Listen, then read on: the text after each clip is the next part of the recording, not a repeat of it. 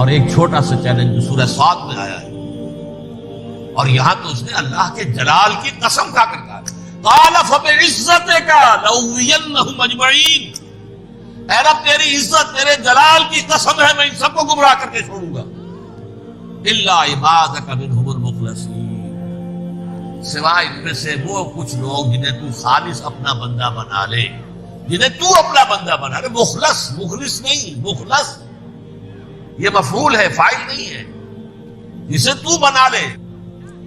بعض لوگوں کو اللہ چن لیتا ہے، وہ اجتباکم، تمہیں چن لیا ہے، استفاء اجتبا، وہ بچیں گے جن کو تو اپنی خاص امان میں لے لے گا، باقی میں سب کو گمراہ کر دے۔ یہ ہے اصل دنیا میں نوع انسانی کا ابدی دشمن، ازلی سے ابدی تک۔ اور اس میں نوٹ کیجئے کہ اس کی اصل بنیاد کیا ہوئی؟ دو لفظ، تکبر اور حسد۔ استکبرا، تکبر کیا، انا خیر منہ، میں اس سے بہتر ہوں۔ یہ ساری وش کی گانٹھ یہی ہے، سب سے بڑی گمراہی کی وجہ یہی ہے۔ اسی لیے کہا ہے حدیث میں لن يدخل الجنہ من کان فی قلبہ مثقال حبۃ من کبر، جنت میں ہرگز وہ شخص کبھی بھی داخل نہیں ہو سکے گا جس کے دل میں رائے کے دانے کے برابر بھی کبر۔ تکبر سب سے بڑا، الکبر ردائی، اللہ فرماتا ہے یہ تکبر یہ تو میری چادر ہے۔ کوئی شخص تکبر کرتا تو گویا میری چادر گھسیٹ رہا ہے میرے کندھے سے۔ عرب میں کسی شخص کی توہین کرنی ہوتی تھی تو اس کی چادر گھسیٹتے تھے، ننگا کر دیا گیا، یہ میری ردائی ہے، الکبر ردائی، یہ میری چادر ہے، یہ جامہ مجھے زیب دیتا ہے، مجھ پر راستہ ہے۔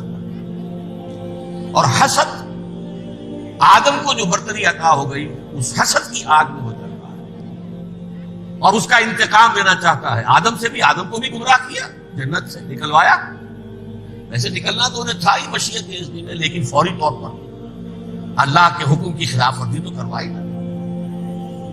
فعصى آدم ربہ فغوى، آدم نے اپنے رب کے حکم کی نافرمانی کی، گمراہ ہوا عارضی طور پر۔ یہ دوسری بات ہے، توبہ کر لی، اللہ نے توبہ قبول فرما لی، معاف کر لی۔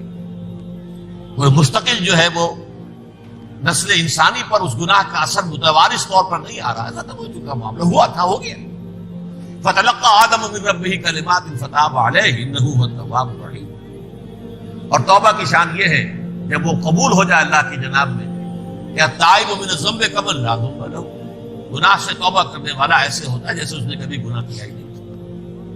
لیکن بہرحال وہ گمراہ کرنے میں کامیاب ہو گیا، حضرت آدم اور حوا کو بھی، اور نوع انسانی کی عظیم اکثریت، عظیم اکثریت، عظیم اکثریت اس کے داؤ میں آئی ہوئی ہے نہیں۔ کتنے ہیں وہ عباد اللہ المخلصین، الا عبادک منہم المخلصین، جو واقعتاً خالصتاً اللہ کے بندے بن گئے، جنہیں اللہ نے اپنا بنا لیا، اپنا قرار دے دیا۔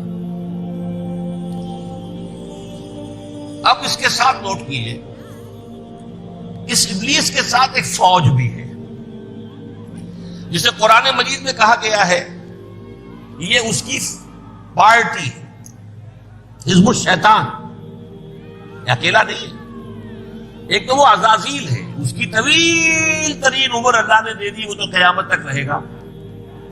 باقی بھی جنات جو ہے ان کی نسل میں سے، یا اس کی نوع میں سے، اس کی نسل میں سے، جنات کی عمریں انسانوں کی عمروں سے زیادہ ہے، بہت زیادہ، لیکن پھر بھی اتنی نہیں ہے۔ یہ خاص ہے اس کا معاملہ کہ اس نے کہا تھا رب انظرنی الی یوم یبعثون، مجھے دے دے مہلت اس وقت تک تاکہ میں ثابت کر کے دکھا دوں کہ جسے تو نے یہ خلافت دیا یہ اس کا اہل نہیں ہے۔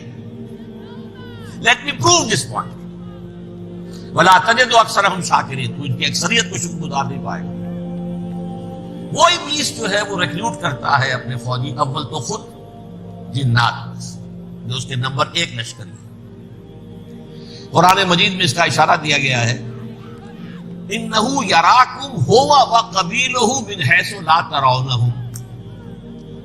دیکھو لوگو، اے انسانوں، وہ ابلیس لعین عزازیل اور جو اس کی قبیلے کے لوگ ہیں، جنات ہیں، وہ تمہیں وہاں سے دیکھتے ہیں، اب تاکتے ہیں اور حملہ کرتے ہیں جہاں سے تم انہیں نہیں دیکھتے۔